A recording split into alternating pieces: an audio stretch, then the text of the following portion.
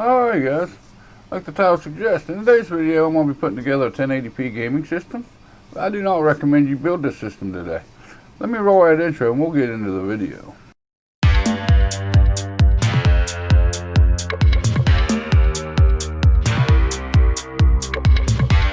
Alright all, like the title suggests, and I said in the intro, today I'm going to be building a 1080p gaming system that I don't recommend you build today. If you've been around the channel, you've seen most of these ports before. The only thing you haven't seen was the case and the power supply. Everything else is ports that I pulled out of my personal rig as I've upgraded it. And this computer I'm going to be using for a render station and a mass storage for the network here at the house. I really ain't going to be doing much gaming on it. Its main functions are going to be doing the rendering. Once I get the videos edited out, I'm going to put the files over on it, let it render. This ain't going to be a real powerful rendering machine. But as a dedicated machine just to do that, it can take as long as it wants. I still have my main system open and free to where I can do more videos or I can do my live streaming and whatnot. For you guys that haven't been around the channel, I'll run down the ports that make up this system. I have the Ryzen 5 2400G. I got the GIGABYTE B450M DS3H motherboard. I got XPG GAMMIX D10 16 gigs of RAM at 33,000 megahertz speed. The graphics card is the XFX Radeon RX 580 8 gig black edition. I did have to put two fans in this system. They are the Roswell white 120mm LED fans. Also had to get a fan splitter for these fans because this motherboard only comes with one fan header on it. So it's from Silverstone. The only storage I have in it right now is the Intel 730 series 240 gig SSD. I do have hard drives ordered for this because it is going to be mass storage. I'm just waiting for the hard drives to come in. For the case, I'm using the RAIDMAX Blade ATX 298WBP. It came with a 500 watt power supply, which I won't be using that power supply. I don't trust them power supplies too well. So I'm going to be putting the Corsair CX series 550 watt 80 plus bronze certified non-modular power supply in the system to power it all. Let me show you clips of me putting the system together and whatnot, and then I'll be back with my conclusion and we'll break down the prices and see what I actually got into this thing, and I'll make some suggestions on how you would better spend your money today than what I did back then. Let me roll them clips and I'll be back to finish up the video.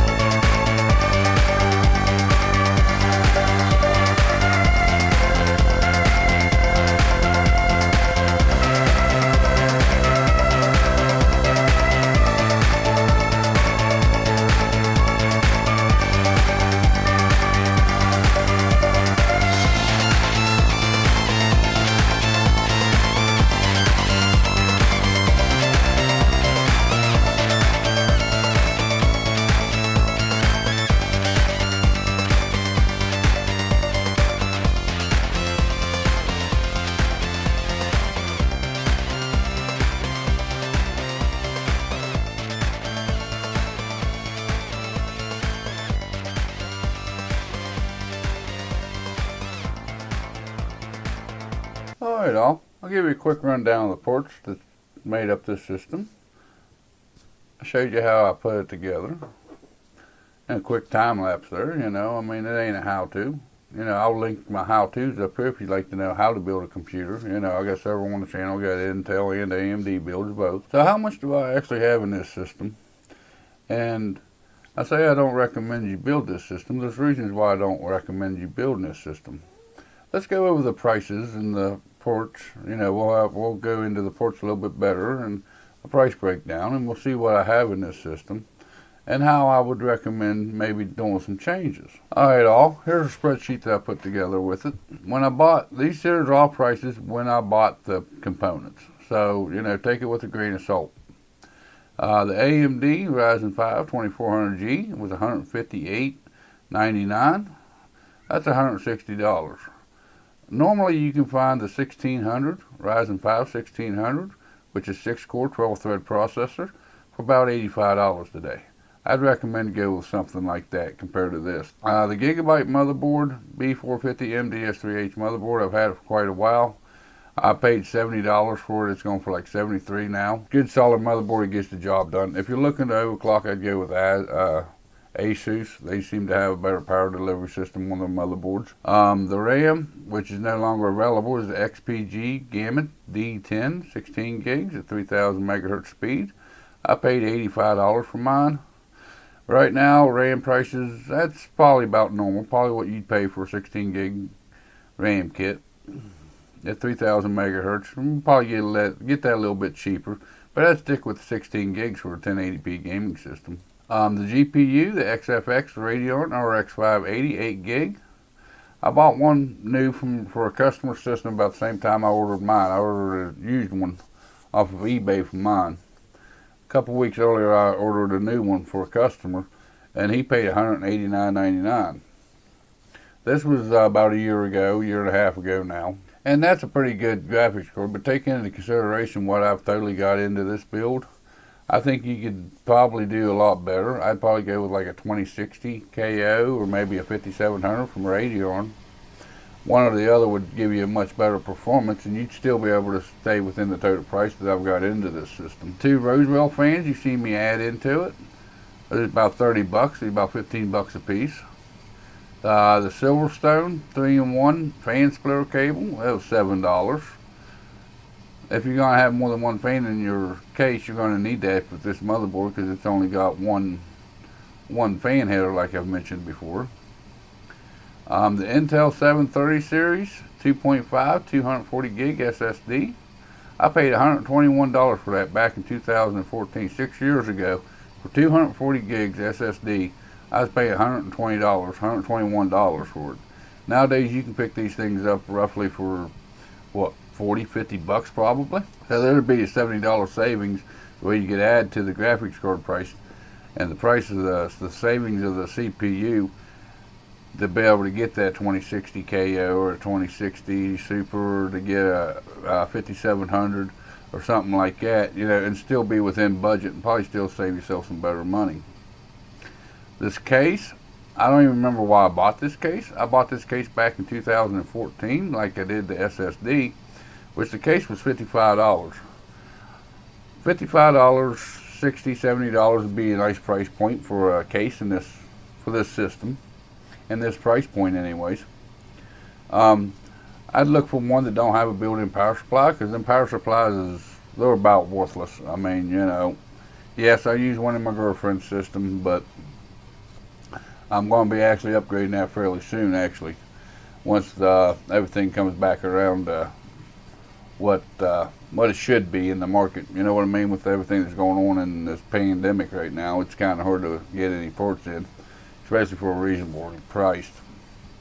The power supply, when I bought it, which was about a year and a half ago or so, I paid $50 for a 550 watt, 80 plus bronze certified non-modular power supply, which you can't really get them for 50 bucks anymore. I mean, you look at particular power supply up, and it's going about 150 bucks right now, and it's because of the pandemic that's going on in the world. So I definitely hold off on building any system. My total price for this system is $765.85. I'll take for granted, guys, there's some of these ports I bought in 2014, you know, like the SSD, the case. That SSD is way overpriced. Like I said, you know, if you go with the 1600 AF with 6-core 12-thread processor instead of 2400G, that gives you pretty good savings. I mean, you're looking at $60, $70 savings just on the processor. That SSD, I paid $121 for it. You know, you can get that for $50. There's another $70 savings. The case is $55. That's about right for this kind of build. You know, $55, $60 I'd recommend for this kind of build. The power supply, you can normally get 550 watt, 450, 500, 550 watt power supply for about $50 normally. Now this is after this pandemic's over with and everything, of course. Right now, power supply prices are jacked up. Prices on everything right now is jacked up. RAM seems to be pretty stable right now, so don't SSDs. But you know, everything else got a pretty high price bracket on it right now because of everything that's going on in this pandemic we're in the middle of right now. But for $765 at normal prices today, you could build you a lot better machine, more powerful machine than what I've got wrapped up in this machine. And like I said, this is gonna kind of improve my. And like I said, you know, this is my render station. I do have more hard drives ordered for it when they come in. I don't know how long it's going to take for them to come in. But, you know, at 240 gig, all it's going to be is rendering it out. So it's going to be taking one file off the hard drive, rendering it out, and making another file. At 240 gig, I can still start using this computer today for what I need it for. As far as mass storage, I got to wait till my hard drives come in, which they'll come in here sooner or later, I guess. You know, it ain't no big rush on them. But anyways, guys, you know, this would be a great little system for 1080p gaming. Yes, the RX 580 is a couple generations old now, or generation or two old now, but it's still great for 1080p gaming. And like the title says, I've said it many times, I don't recommend this build. There's better ways you spend your money and get you better performance and a normal economy anyways. But yeah, guys, I think that's going to pretty well wrap it up for this video. Give me a thumbs up if you like this video. Give me a thumbs down if you don't like this video. There's that comment section. I go through them every weekend on my live stream, Saturday morning, 11 o'clock Eastern Standard Time here in the U.S. Don't forget that little lonely subscribe button, that notification bell down there. That way you're notified next time I put out a video or I go live. And with all that being said, you all be safe out there in this pandemic. And you have a good day, and I'll see you in the next video or live stream.